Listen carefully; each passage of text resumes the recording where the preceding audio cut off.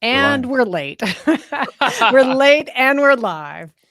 Hello, everyone, and welcome. If you love podcasts, if you are making a podcast, if you need some podcast super friends who know what they're talking about when it comes to podcast production, then you are in the right place. My name is Catherine O'Brien. My company is Branch Out Programs, and I'm here with my super friends. Why don't we go around and just say hello? We should say right off the bat, we are expecting one super friend to pop in, so we'll see if he joins us by the end.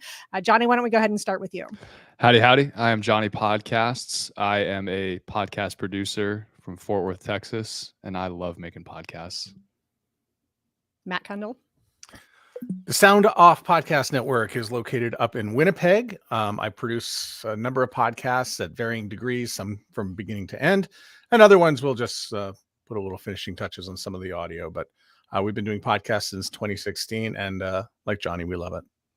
And let's just say, when you say degrees, we mean temperature degrees, and it is cold and chilly wherever you are, correct? Is that what you meant? 75 and mosquitoes today in Winnipeg. 75 and disgusting. Enviable. Jag.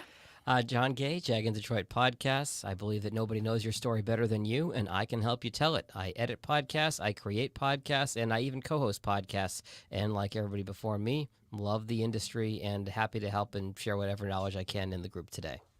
And just in the nick of time, David Yass, coming in from Boston. Tell us who you are. Introduce yourself to the folks. Yes, sorry I'm late. Technical difficulties here in Boston, but they've been solved, I believe. You can hear me, right? Yes? Oh, yeah. Yep. Okay. David Yaz, pod617.com, the Boston Podcast Network, producing podcasts and talking nonsense on the microphone like the rest of us. Let's get into the nonsense right now. We are so happy to have everybody here. We are the Podcast Super Friends. We are a group of podcast producers that meet monthly to talk about all things podcasting, especially to be able to serve our clients better. But we thought it would be great to come on and talk to people who are interested in the podcast industry, whether you have a podcast, are thinking about podcasting, or if you are a producer. We thought this would be a great way to connect with other podcasters and really do some really wonderful information sharing. We have a little bit of a theme today, but it's okay to go off script if we want to. But the theme today is retro. There are some definite ruts that people can get into when they're podcasting. And so we are going to talk about some of those ruts, but more importantly, how to get out of those ruts or how to avoid those ruts to begin with. How does that sound, gentlemen? Let's get started. Yep, sounds like a plan. Very good. Okay. Well, I want to talk about the first rut that I know so many podcasters know about, they are thinking about, even if they haven't stumbled into this rut yet, it's looming in the background. And that is the growth rut, or the audience growth rut, to be more specific. We are in an industry where there's a lot of focus on growing your audience because of, obviously, we make our podcast for people to listen to. And when you get started podcasting, some rude awakening can happen with your podcast. And everybody starts asking the question, how can I get more downloads? That seems to be a perpetual question that comes up with all things podcasting. And I think that's a great rut to start talking about and to get some good perspective and to try and avoid that rut as much as possible.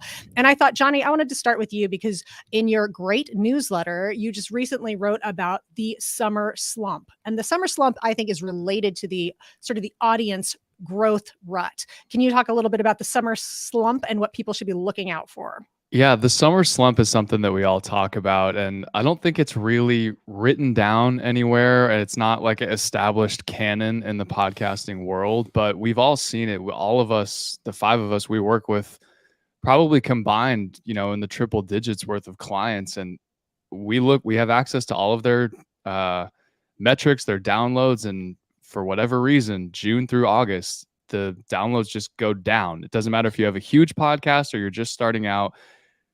People travel during the summer. People are getting outside. COVID is over. Lockdowns are over and done, and people are getting back out into the world, and they are just not spending as much time with your podcast. And it's really demoralizing to a lot of the hosts out there who have small audiences and big audiences alike. You see your numbers go down and you start to second guess yourself and you go, what am I doing wrong? I haven't changed anything. Do I need to do some kind of drastic shake up to my show? Maybe bring on 3 guests at a time, maybe completely branch off and do a whole different section of content that I'm normally doing. And the advice that I give to my clients, I'm sure is similar to the rest of the group, is just keep doing what you're doing. You have to understand that your downloads are going to take a dip during the summer. And so that's kind of what I've coined as the summer slowdown.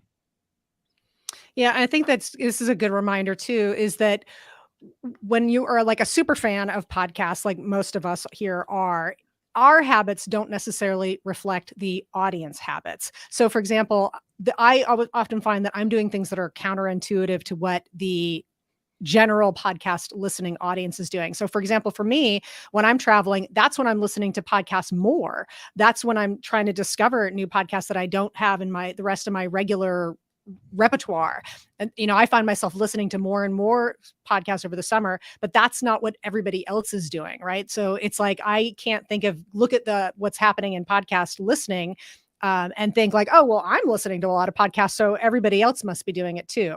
Does that make sense? So it's like the summer slump is a real thing, even if that doesn't reflect, there's a lot of sort of counterintuitive nature with some of these things that happen. Do you think it's also like another factor would be the podcasting world skews to, I think it skews older. I would say that it skews older people that are out in the working world. Professional people are listening to podcasts and their kids are out of school. So you're now that time spent taking them to school, picking them up, the drive home, taking them to practice, whatever it is that would normally be filled with podcasts. The kids are now stuck, are now, I guess, stuck for the parents, stuck at home. They're not at school. So that's less time that you would have with your earbuds in. You got to focus on your kids. Right. Or also like you maybe listen to something you wouldn't have your kids listening to. Too. Yeah, exactly. I mean, my dad wrote a porno, but that's, depending on your taste of who likes it and who doesn't. Right. Guys, how else do you sort of prep your clients or communicate with them about the summer? I tell them it's not a slump, it's just delayed. And so Johnny was pointing out that there are people who have to take their earbuds out. They have to play with their kids. You have to play with your kids at this point because they're nagging. They need a snack. They need this, that, and the other thing. But instead of looking at it as downloads that aren't going to happen, look at it as just delayed downloads. I like that. So this is where it's really important to market.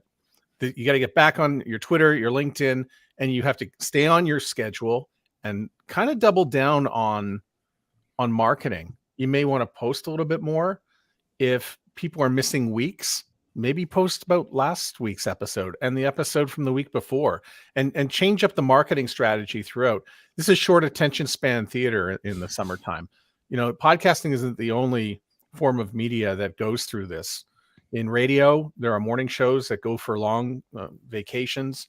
TV for years, going all the way back to the 1970s, they didn't make new episodes of Dallas or The Love Boat. It was all reruns and repeats. We're not, by the way, telling you to do reruns and repeats by any stretch of the imagination, but this sort of disrupted habit is, that occurs right through August. There also comes this silver lining and opportunity, and that's the last week of August and the first week of September. When you start to hear back to school or see back to school ads wherever you live, that's your opportunity to go fishing for some new listeners, because there are going to be new habits that are going to be starting up. And that's going to be a great time. And I don't want to say to make up all that listening that you missed, because you haven't missed it. It's just delayed listening.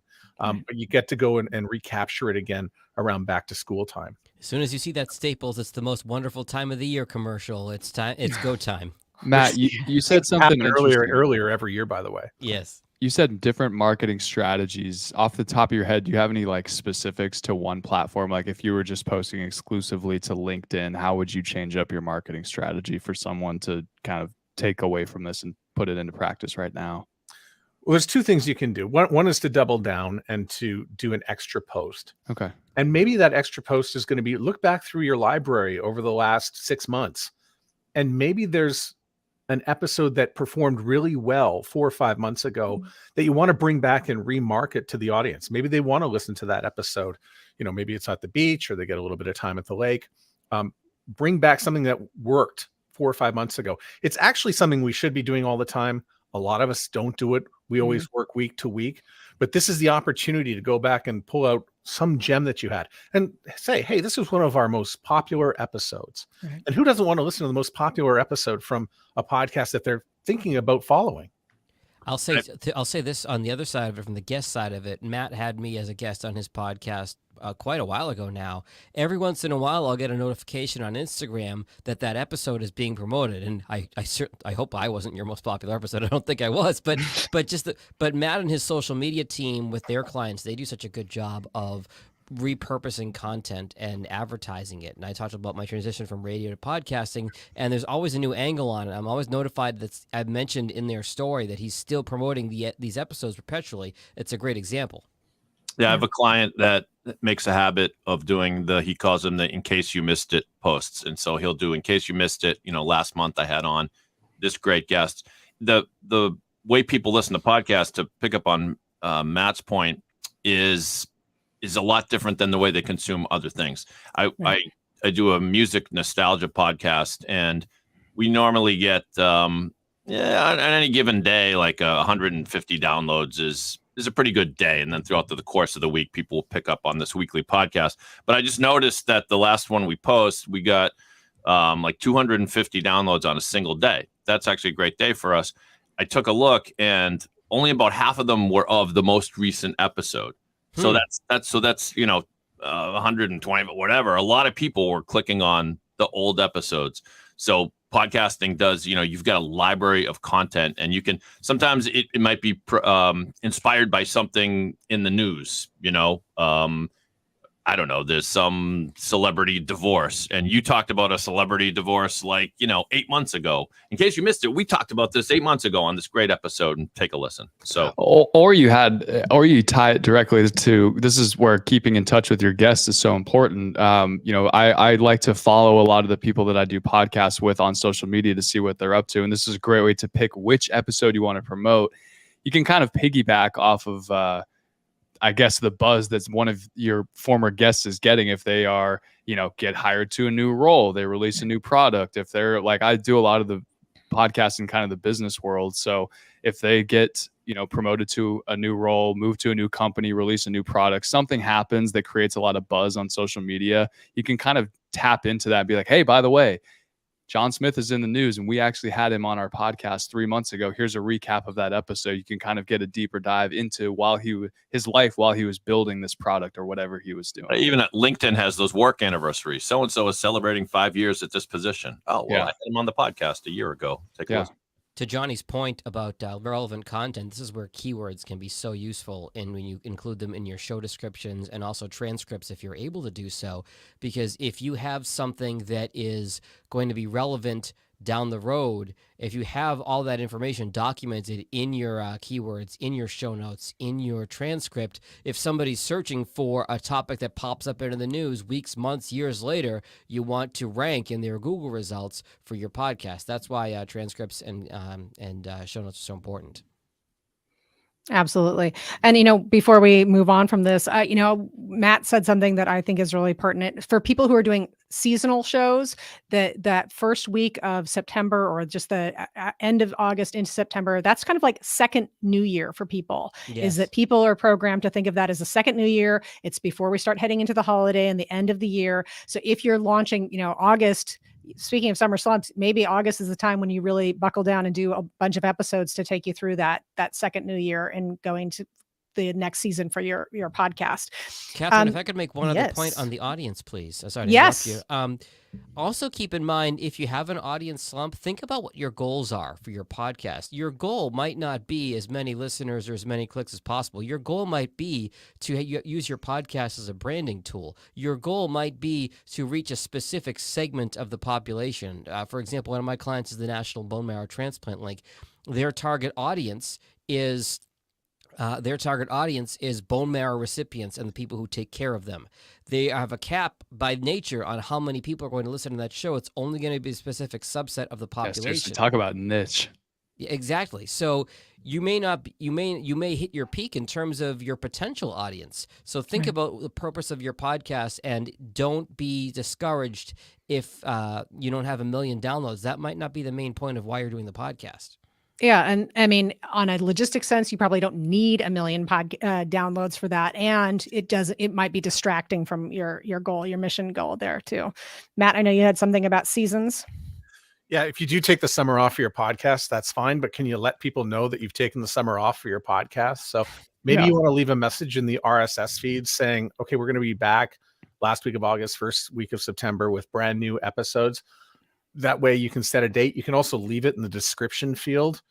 Just something you might want to do if you're going to be taking that time off, and really any break, anytime you have to take a break, and use the RSS feed. By the way, if you put it in there, you don't have to keep it up there for too long. It can just be for 1 or 2 weeks. And then when you release your new episode come end of summer, you can remove it. Can we play that scenario out for a second, Catherine, just of Yes. that idea of taking a break? So we're talking about this growth rut, and maybe the best way to get yourself out of that rut is to just take a break. So what do we do when we take the break from the podcast? You're not necessarily putting episodes out. Maybe you've batch recorded some episodes, so now you've got a 6 or 7 week lead time of episodes that are still going out, but you personally as the host, you're not recording anything. Maybe it's okay to kind of just leave your podcast alone, locked away in the closet for a while. I wouldn't recommend that. I would recommend it to take some time to work on other aspects of the podcast. Revisit a deep dive into your metrics. What episodes are performing really well? Do you need to change your content going forward? As Jag mentioned, you have a goal for your show. Does that goal need to change at all going forward? So you can use those breaks and you combine it with the summer slump. If you're going to take a break during the summer, there's a ton of things that you can do to sort of tighten the screws around your show. And so you come back in the fall with a totally different mindset. You're refreshed, you're relaxed, and you're ready to dive back into your podcast again. That is an amazing teaser for our next segment. But before we get there, hold on to that, what Johnny was just saying. I do want to just close the audience rut part, just by reminding people that one of the things that we all preach, all the super friends here, is that podcasting is a long-term proposition. We all should be looking at podcasting as a long haul or the long game. I'd love to hear some of your thoughts about that before we move on, because the short term, I don't think people are going to get a little bit dissatisfied or a little bit demoralized if they're trying to come in and having instant growth when they are launching their podcast. So let's give a little encouragement for people about that long-term game with podcasting before we move on to another rut. Matt, I know you have a lot of thoughts on this particular topic. Yeah, so I actually had a conversation with somebody today, and they were 27 episodes in on a podcast, and they were like, well, how do I make money? How do I start doing that? And I'm like, well, it's 3 years to build an audience. And listen, the episodes are great. The show is great, but you've got to give this thing some significant time in order to really build it up. And it wasn't really the fact that he's got 27 episodes. It's he's been doing it, I think, for just a handful of months. And it really does take a long time to build it up. And also, it's expectations, but you're going to need more than one way to make money. There's very, very few people in podcasting who are making it solely from advertising money. So I think you need to think about building the audience first. So do you have a newsletter? Do you have a website? Do you have all the tools necessary to really be increasing that audience? And so when you take that step back, I think it's a good time to take stock about what your marketing tools are. And, are you using Instagram? Are you doing Instagram well? Should you do TikTok? But these are all questions you need to ask yourself. But, in the end, it's really audience building, and it's brick by brick. And David, I know you are really great Catherine, at kind you're of muted. I am not No, she's muted. No. How dare you, sir? Do not stifle my voice. David, I know that you have some really you always are great at conveying especially to clients about this sort of the long-term game, thinking about their podcast. What are some of your best words of wisdom? Matt stole them all. So I'm out. I'm flat. No, that's not. So, I mean, just again, picking up on what Matt said, it's a good time to take stock. If there's nothing wrong with taking the whole summer off, there's nothing wrong with taking 4 weeks off, but it's a great chance to stop and then really plan for what you're going to do when you return. And, change is necessary, I think, to keep yourself motivated, to keep your listeners coming back.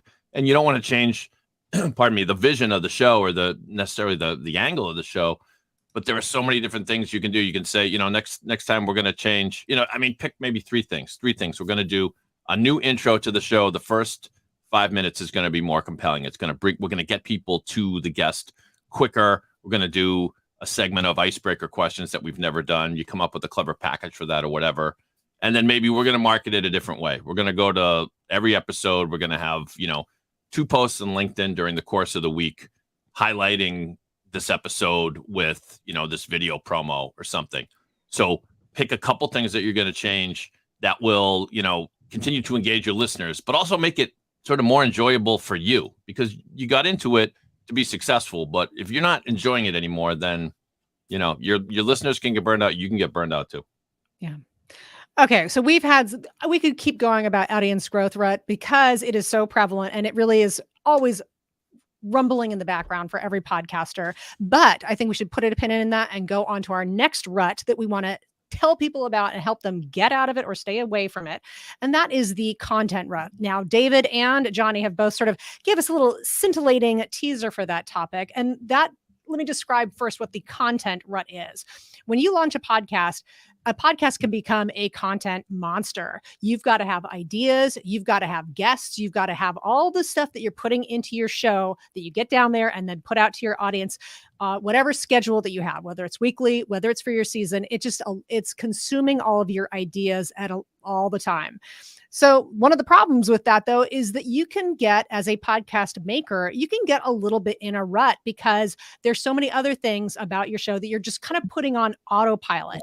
Are you using the same kind of guest? Are you having the same sort of segments? Are you not keeping those kinds of things fresh just because you're trying to keep up with the flow of getting your show out there? So that's a little bit of the content monster. Like I said, we've had a couple of teasers on that, but I want to hear from the group. What is some of your tactics for dealing with that content rut, that when we start not being fresh or not innovating the way that we could or should, or really that we want to with our shows? Johnny, why don't we start with you? I mean, you can call it content run, you could call it burnout, but every podcaster eventually runs into kind of that wall that we're talking about of you just don't feel as inspired as you did before, and you feel yourself spinning your wheels. So maybe that's time that you branch out into a different direction, or maybe it's time that you deep dive into something really specific. Maybe if your podcast is covering, I work with a lot of real estate podcasts, so I always go to the real estate examples. But if you're doing a real estate podcast and you feel yourself in a content rut, maybe you look back at some really high performing episodes and you say, okay, look, this residential real estate expert that I had on, this episode did super well. Can I dig a little bit deeper and maybe pull 2 or 3 episodes worth of content out of this? And then again, go with across the industry that your podcast covers, if your podcast is over a specific industry. So if you're finding yourself in a content rut, maybe it's deep diving into something that you've already covered rather than trying to find something brand new and feeling disillusioned, I guess is the word, with not being able to find something new. Maybe you go back and try and deep dive into something else that can really kind of spark that passion again for why you're doing your podcast and, give you other content ideas. And maybe I'm going to throw out this question here too, just to maybe hone us in a little bit for the discussion purposes. And that is, how do you guys judge what is working? How do you assess what's going well or what's working for the podcast that you work on? I always go with reaction, and I always look at the downloads and go, oh, well, that got a lot of reaction. But then I go somewhere and I meet people, my audience, and they say, oh, well, this was the episode I liked. And I go, that got hardly any downloads. So you don't really know necessarily from the downloads if you got reaction from that in particular. This is really about listening to your audience. And do you have ways to listen to your audience and interact with them? Because they're going to give you feedback. I don't want to give everybody a job and say, well, a survey is a great way to do it. But interacting with people on social media and asking about episodes, and sometimes just, slipping into their DMs when they, reply to your post and just say, who do you want to hear on the show? Yeah. Well, what do you want to hear more of? Yeah. What do you enjoy? And just asking that question, because they would love to give that back to you. But so often we're so hell-bent on just getting stuff out there and giving a show. We don't really take the time to say, well, you're the listener. What would you like to hear? It's really about having that two-way conversation. I have a client that I think she just hit 350,000 downloads total for her show. And she sends out an annual survey every December when things start to slow down around the holidays. And she gives away, I think it's a $50 Amazon gift card randomly to a person who filled out the survey. So there's a little bit of a carrot there. And that $50 for her is money well invested to get the feedback on her show. What would you like to hear more of? What would you like to hear less of? Are there any shows you didn't particularly like? Are there shows you did particularly like? What are we missing? What topics would you like covered? Just like Matt was saying, all those types of topics, getting that feedback not only is valuable to you in terms of the currency of the data, but also it shows your audience that you care and you're listening to them and you're not sort of screaming into the void and making it a one-way conversation. It's a two-way conversation to get that feedback. And you don't have to do a formal listener survey like, I mean, that does feel like kind of a chore. Not to mention that, I don't know about you, but I have to really love a podcast for me to respond and go, I'm going to do this listener survey. However, you can do things like if you're active on Facebook, for example, I mentioned this music podcast we did. We have an upcoming episode on the best cowbell songs in rock and roll history, right? There's more than one. I would like more cowbell, whatever yes, it is. There's more than just Fear the Reaper, Jag. So, but if I post that on Facebook, just a question saying, hey, we here at the podcast are wondering what's your favorite song that has a cowbell. I guarantee you we'll get at least half a dozen. And some of them may be people that don't even listen to the show, but so what? Now on the show, you can say, you can give a shout out to 6 in addition to kind of getting your listener feedback as to what you should be talking about. You can shout out, those 5 people. And it's like, hey, real quick, before we get to our list of the top cowbell songs, we got to point out, Christine chimed in and she said this, and, Catherine chimed in and she said this. And then you can tag them when you post the podcast. Now you've got 6 people who are so excited to have been mentioned in your podcast. And that's a great way of keeping listener engagement up. I'm not sure if anybody on the call is does the Peloton bike at all or does Peloton classes, but in the Peloton, that was so 2020, Jack. I know, but in the Peloton classes, if you take them live, they will shout you out if it's your birthday. They will shout you out if you hit a milestone, if it's your 100th, 200th, or 700th ride, and people really enjoy that. Just like to the old radio days of giving the shout out on the radio. People like that stuff. Don't be afraid to do that. And people really, my favorite podcast mentioned me on the podcast. And maybe that means, hey, they're sharing with their friends. Check out this podcast. He mentioned me. Yeah, so Catherine, sorry, go ahead, David. Yeah, super quick. I mean, some people won't even notice. Other people will write long emails thanking you. Oh, that was so nice for you to do that. And meanwhile, it was 30 seconds of your time to do that. So. Sorry, John. Catherine, is the consensus that we're getting on this content rut, one of the biggest takeaways from this section is don't put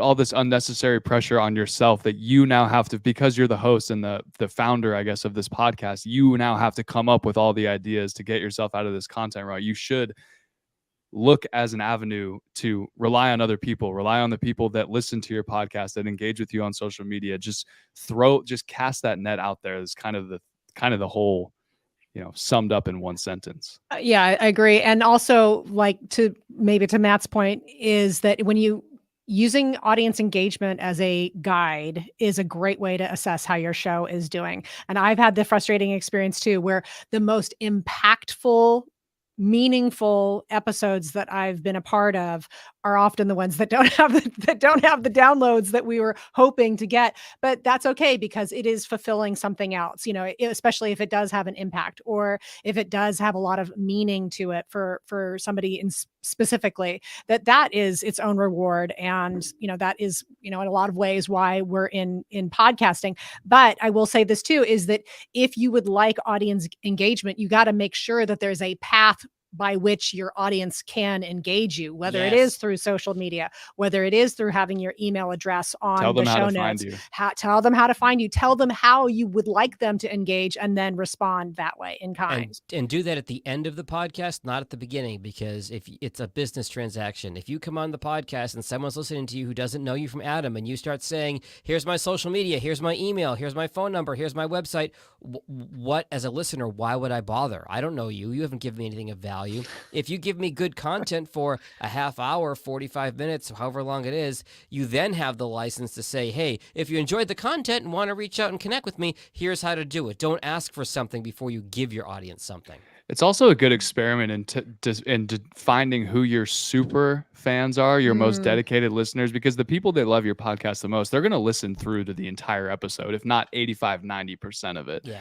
And if they're listening through to the entire episode, then they go, oh, now I can find Jag on Twitter, and he knows that's the best way to get in touch with him. I love his podcast so much. I listened through the whole freaking episode. Of course, I'm going to DM him on Twitter and give him my thoughts on what he wants, what we want to hear next. So sliding into Jag's DMs. We've all been there. And those DMs are flooded. So get in line. The podcaster Adam Carolla, the comedian, I'm a fan of the way he puts his show together. At the very end of his show, the last thing you hear is some callback to something somebody said during the course of the podcast. It's usually something that's taken out of context, and it's usually very funny, whatever it is. I stole that idea for a couple of podcasts I do. It's a nice kind of dirty trick to make the listener stick around to the end, like you said, Jag. And your real listeners will get that. Will stick around and have some reaction to whatever you put at the end. Set that expectation, yeah. And, even Ira Glass from This American Life, I've heard him say that that's he believes that that's a big part of their show, getting people to listen all the way to the end, is because they always have some sort of like funny, out of context, almost like a blooper right there at the end. Yeah, almost like an Easter egg. Like you want to stick around to hear that's a better word. Easter egg, yeah. Yeah.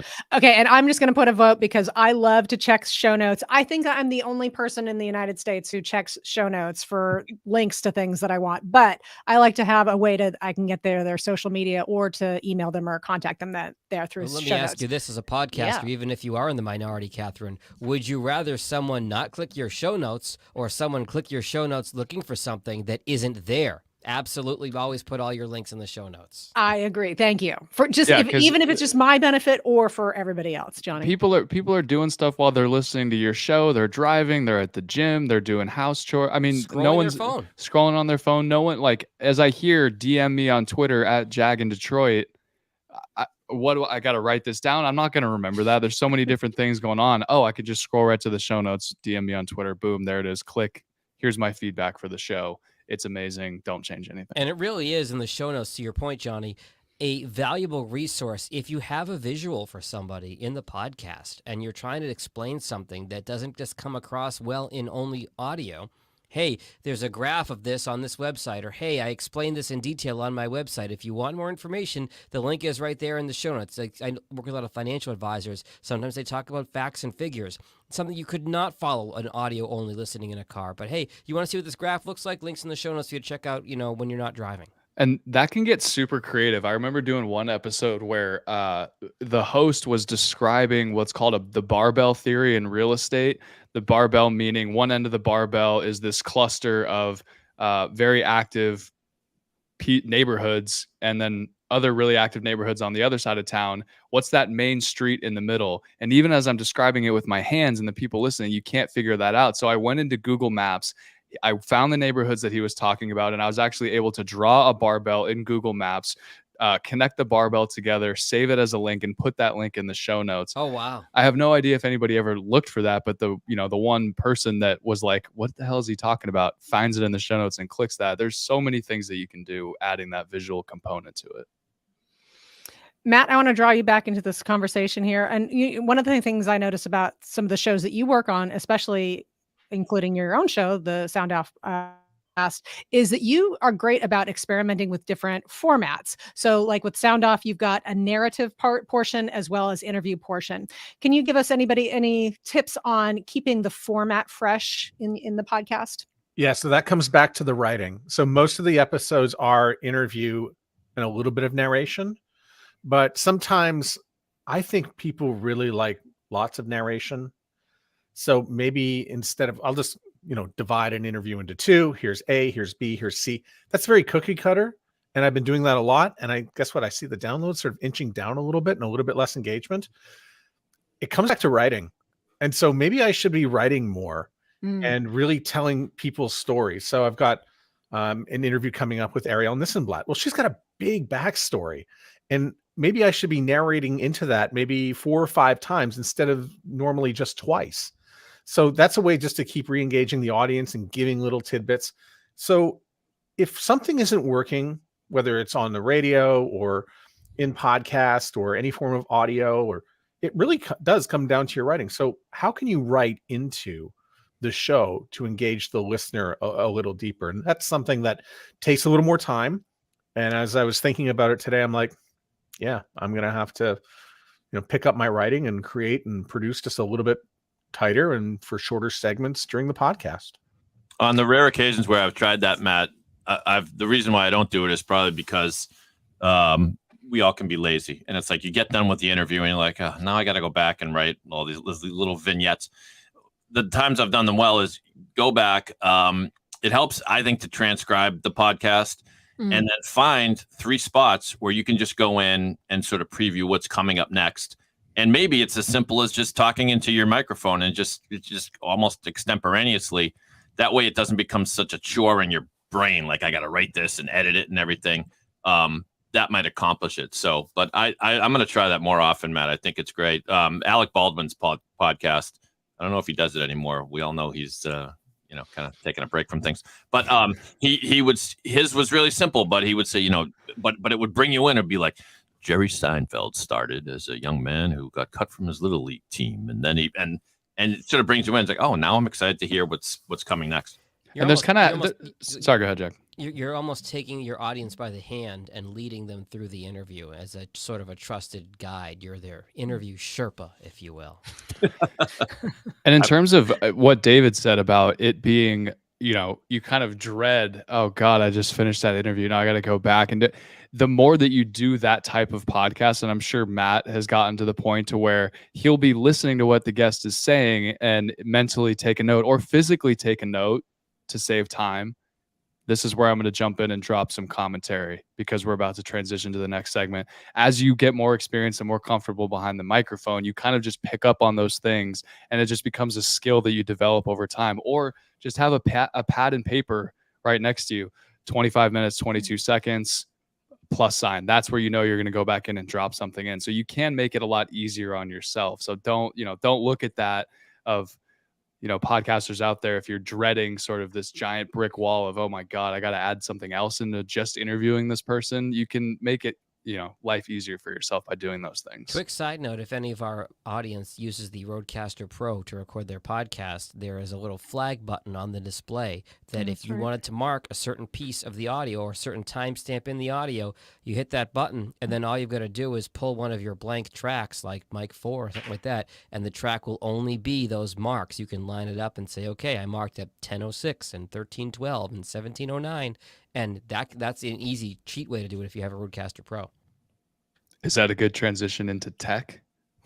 Yes. Well, although it is, let's use that as another scintillating preview Teaser. of what's to come, a teaser, if you would, because I do want to ask one question because we were talking about the content rut, getting out of it. I want to ask you guys about taking risks with your podcast, because risks sometimes can feel, what's the word? Risky. And you don't want to do things that alienate your audience or that audience hates necessarily, but taking risks, maybe trying things that are new, are a way to keep things fresh. But like I said, you don't want to do anything where you turn off your audience. So I want to just hear some thoughts from everybody about risk taking, how they approach it with their own shows, how they approach it with their clients.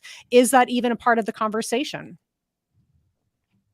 I think so. I think risk taking goes hand in hand with changing things up in a creative way. It's going to keep you motivated, and you stand to upset some listeners, because listeners will like the format of your show, and it's like that "who moved my cheese" phenomenon. However, I'll give you a quick example of a risk that one of my podcasters is about to embark on. So Evan Shine is a divorce lawyer who I produce a show for him called Shine On, and typically he interviews people in the divorce industry, whether it be mediators or therapists or people that have something to do with divorce. But it must wear on him a little bit, because he's it's not that he's exhausted everyone in the industry, but over and over again. And so he had an expert on that had written a book about friendship. It was all about friendship and how friendships are more important now than ever. And he said to me, how about as a compliment to that episode, I actually get some of my friends to be on the show. It sounds like a simple idea, but I was like, it's a great idea. Get like two people, and maybe the three of you have been friends since college or high school, whatever it is. So I would label that as a risk. He usually has professionals on. He's trying something completely different. So why not? I mean, Is why the concept, what's it like being friends with a divorce lawyer? Yeah, exactly. Evan, we know where the skeletons are, and you're making a huge mistake. But you'll be surprised. Your listeners will love that kind of stuff. If I haven't done this yet, but I've always wanted to have like my dad on the show for Father's Day. Just talk to my dad. Like, I think people would really dig that. Maybe, I don't know. But those are the kind of risks. Think of a completely different kind of guest that you would never have on the show, and just invite him on and see what happens. I think it's important to have in mind what the point of your show is, what the core mission of your show is. In terms of taking a risk, you can certainly play with the stuff on the periphery. You can play with, having a guest that might not be part of your typical canon of guests. You might have, you might try something, new intro, new outro, new segment, things like that. But try to remember what your selling point is, what your hook point is that's getting people to listen to your podcast. And for me, I would say the risk factor, risk reward. You can take a chance on something, but as long as it's not going to get you away from the core of what you're doing in the podcast, that's my litmus test. That's a great point. Yeah, the risk implies the idea that it's going to have a payoff. So that's really good. Any other risky comments before we move on? We teased it just a moment ago. We are going to move into a tech rut. And I want to share a quick story about this was really the inspiration for this rut focused live stream today. And it was that, I use Zoom, as we're all Zoomers now, that we are post pandemic, and we all use Zoom all the time. And Zoom started saying, hey, we've got all these amazing features. We've done a whole new upgrade to our dashboard, and we would love you to take you on a tour of all these new features. And I was like, that sounds fabulous. Not this second, because in 2 minutes, I'm supposed to be at this Zoom meeting. So I got to say no right now, but I'm sure I'll get back to it. Okay. Well, they have offered this tour of the new dashboard to Zoom 387 times, and 387 times I have clicked, not right now, but please remind me later. And I just kind of felt a little convicted about the tech rut. And I know it's not just Zoom. This happens for other things too. It took me the longest time to start using some of the different features of Descript. And now that I'm just beyond in love with what they can offer. But it was always never enough time to break that into my workflow. And now, it really ended up costing me time because I couldn't get those new tech advances built into what I was doing. So there is a tech rut. All of us do things with our podcasts that are pretty tech heavy. We do also have a workflow that is just trying to help us keep everything going and get our shows out for our clients and for ourselves. So I want to hear about the tech rut. What are you guys doing to make sure that you're always up on top of what all the features are? How do you break that in? How do you spend time learning all the new features and how to use them effectively? How do we avoid the tech rut? If one of the goals of getting out of the tech rut is to save time when you're not actually podcasting, for people that are either professionally producing podcasts like the five of us, or if you're just producing your own podcasts, the easiest thing that you can do right away is just have a stock recorded intro and outro. You probably tee up each episode individually, but you probably have an episode or an intro to your podcast and an outro to your podcast. You can have those saved and use the same one every single time. That saves time of recording it every single week and doing all of your audio plugins and adjusting the volume every single week. Same with music. If you have music in your intro or outro, if you have music that goes underneath your episode specific intro, maybe you can't have one that goes in there every single time because your episode intro is different and you have to record that every single time, but the volume fades in and out. You can have that pre-adjusted and ready to just drop in every single time. So kind of look for those little hacks. What are things that I'm doing every single time when I'm producing an episode? Can I automate that? Can I have that saved somewhere on a file on my computer where I could just drop it in and not have to worry about it ever again?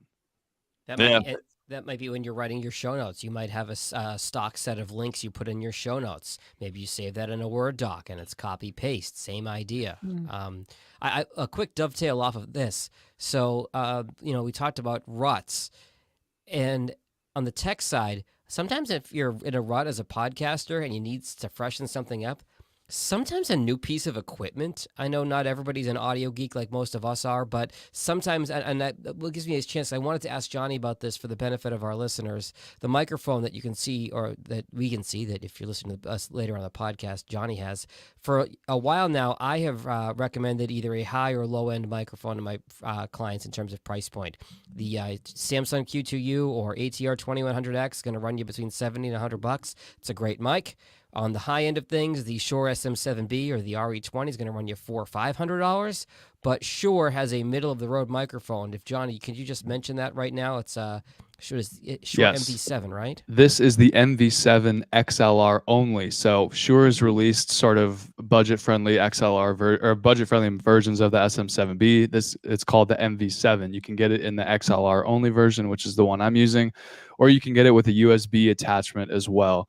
This one costs about $150, and the MV7 with a USB plug-in built into it is about $250. So I really only bought this because I'm doing more live streams now with you guys. I'm doing a lot of consults online. I also go and record live on site with other people. So I have Shure SM7Bs, and I would just have to unscrew it and unplug it and pack it away every single time. And so I was like, okay, what's a middle of the road microphone that I can use, that I can reasonably afford, that's going to make me look professional, sound professional, but isn't going to break the bank by having to unnecessarily add another SM7B to my roster. Now the microphones, it just saves me time of not having to bring the microphone out of my go bag, set it all back up, XLR cables and everything. You could say it was an unnecessary purchase. It was more of a want than a need. But it's also another reason is because I am getting a lot more clients that are recording remotely from home using Riverside, using the MV7, and it's a microphone that I recommend. And it's hard for me to recommend a microphone to people that I don't actually use or have experience with. So it's sort of there are a lot of factors that went into it, but I think it sounds great. I've had nothing but great experience with it so far. So it's the MV7. And to bring it back around, Johnny, what you just described is you're automating one of your processes. You're saving yourself time by disassembling and assembling the more expensive mic every time, and you've got that ready to go when you need it. So the same idea. By the way, Shure Microphone's not a sponsor of the podcast. Super not friends, yet. But I mean, I think both great points. I made a decision once that I feel like I do half my job from home. During the pandemic, a lot more from home. Everything's remote, so easy to do it at home, and half from my studio. And I was schlepping my Rodecaster Pro back and forth, in a carrying case. I finally said, I'm going to splurge and I'm going to get a second one. And it's not a small purchase that, we all know they're $600. So it's not an impulse buy, but I am so happy I have two now. So it makes anything that makes life easier. I'll give a real quick example. We were talking about the Descript app earlier, also not a sponsor of the podcast Super Friends yet, but call us. So what I used to do is I used to record on the Rodecaster Pro on the internal, what's it called? The data card, SSD card. Micro SD card. Yep. Yeah. SD card. And then, so there's a process there. I got to transfer it over. I got to pull it into Descript and let it transcribe. I noticed Descript has a function where you can record right into the Descript app. Not everybody might not be a fan of that, but I tried it. And so then I record it. It's transcribing as I go. And then the podcast is over and I'm ready to edit like immediately. So that and what you were saying, Johnny, about how, you have to schlep the mic, but it's almost more of a mental thing. Like it's a thing to get over, and making your life easier will keep you more inspired. More specifically to the back end production, like the audio engineering side of it. If you as the host are recording in the same environment, you're recording with the same microphone, it's obviously your same voice every single time. In your DAW, whether you're using Adobe Audition, whether you're using Reaper, whether you're using Logic Pro X, not so sure about what's the free one called that Steve Stewart uses? Audacity. Not so sure about Audacity. I don't think Audacity does plugins, but you can save channel strips of all of the plugins that you use, your EQs, your compressors, your voice, your vocal rider, whatever you're using to give yourself that kind of punchy voice on the back end, make yourself audio compliant in terms of volume, limiters, things like that. You can save all of that as a strip, and I have it saved. That just says Johnny MV7 microphone. If I record something into Logic, I click that, boom, my voice is exactly the way I want it to sound every single time without having to go through, all right, what does this guy need here, here, and here? And I do that with all of my clients. I've got Chris, I've got Jason, I've got Jeff, I got everybody.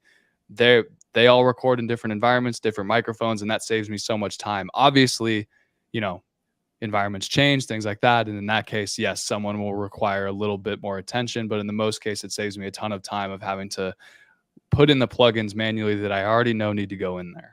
Johnny's actual voice sounds like Pee Wee Herman, so now you know how it's a real endorsement of this mic. Right. Well, guys, I was thinking too about the tech rut is that, in business, there's this idea of working in your business versus working on your business. Yes. Right. And that you need to have dedicated time where you're working on your business because that's the thing that will help you grow. And Matt, I'm going to turn it to you and just ask you about that. Do you see any overlaps between this tech rut that people can get in and that same concept of working on your business? I think it does come down to time, because most of what you're talking about, we talked about saving time in there, and time is money and all that stuff. On 2 occasions, I've gone to look outside the business to help. One was a podcast and the other one was the business overall. And the first example is I have another podcast called the Hot Air Podcast, but it hasn't fared all that well. It doesn't really have a lot of brand identity. But I did ask 3 people who are podcasters, what do you think of this? And I let them write a little bit, and then I used it as feedback. And I really let them sort of consult to this. So this podcast will more than likely be changed and revamped, and we're going to do a little bit of a rebrand on it. But it was important for me to look outside to other podcasters to say, could you take a listen to this and see if this is any good? And what would you do? And they were more than happy to help. And on the tech side of things, I really sort of struggled with transcription and whether or not we should actually have it. And I'm still not really a fan of, having somebody sort of work on transcription and type it out and listen back to shows. I was really worried about the time. And I'm thinking in the end, why is my business paying for this when Apple and Spotify and Amazon all have the technology for this? All that set aside, I did ask Rob Greenlee and James Cridland. Actually, I tweeted at them in the middle of podcast movement. And they did reply on Twitter, but they came back with some really good ideas about what I could do to include that in my business. So my advice is just reach out. Find other people who are maybe podcasters or doing what you do or like-minded in your business and ask them. And be constructive with the feedback and find a way to bring it in. And as a result, I never thought I'd have transcription on any of these podcasts, but here we are. Not only do we have transcription, but we have a sponsor, Podin.io, who will transcribe this episode and other ones. Excellent. And that was an unplanned tie-in, but I'm grateful for it. Jag, sorry. I was going to say, that's kind of how the 5 of us all became such great friends and colleagues, was asking each other for advice on things, whether it was a client issue, a tech issue, a content issue, any of these things. Hey, where do you go for this? Where do you go for that? If you're a podcaster, find somebody who listens to podcasts. They don't have to be a professional paid in the space. Find somebody who likes listening to podcasts and ask them for feedback on your show. And to Matt's point, this goes with a tech rut, a content rut, any of these ruts we've talked about. Get that fresh perspective. What I found in the podcast space is it's incredibly collaborative. It's far more likely if you ask for somebody's help or advice in the space that they'll answer you as opposed to blow you off. One of the things I love about working in this space is the collaborative nature of it. That's a great point, and it's good. People answer you. I don't get answers. I get left on red all the time. We answer you, Johnny. I know you guys do. Yeah, we answer you, Johnny. Well, and I think that, not to get mushy here at the end, but I think part of what we're doing here with this live stream is to be giving about the information and the experience that we have from creating podcasts for clients, creating podcasts for ourselves. So show people that we're willing to help out. And, when we make those calls, that we'll get that great constructive help back. So I think that seems like an amazing way to wrap this all up. I think we have steered some people absolutely clear of some very dangerous ruts that can be really a hindrance to your podcast game. We've gotten out of the audience rut, the content rut, and of course the tech rut. Matt, why don't you tell everybody how they can learn, how they can reach out and ask you a favor? Also, maybe give you some kudos for today. Sound Off Podcast is the flagship podcast of the Sound Off Podcast Network. I can be reached at matt@soundoffpodcast.com. And Matt is a good tweeter, so you should certainly follow him on Twitter and see him on Instagram. Jag, how can we find out more about you? It's all Jag in Detroit. All my social is Jag in Detroit. My website is jagindetroit.com, JAG, and my email is jag@jagindetroit.com. Always happy to help out for anybody who has any questions. David Yaz in Boston. The Boston Podcast Network, pod617.com. In pod, we trust. And since I threw him the starting question so many times, he is going to be the last wrapping it up here. Johnny Podcast, how do we find out more about you? Best way is on Twitter. Follow me at Johnny Podcast. My DMs are open. If you have any questions, want to talk about your podcast, anything at all, or you want to know where I got this hat, just shoot me a DM on Twitter. That's the best way to reach me. Kind of do. Yeah, just don't keep everybody waiting. Where did you get that hat? Fort Worth Locals. Wow. And Catherine, my name- don't forget your own plug. I wasn't. My name is Catherine O'Brien. You can follow me on Twitter and Instagram. Hello, Catherine O. And again, my company is Branch Out Programs. Wow, this was fun, you guys. Thank you so much. Thank you. Next time, the bald guys will wear the hats, and the guy with the hair won't. Thanks. Excuse Great me. job, Don't ignore this mane here I've got. Flowing locks. We love it. Yeah. Flying Thank you. logs.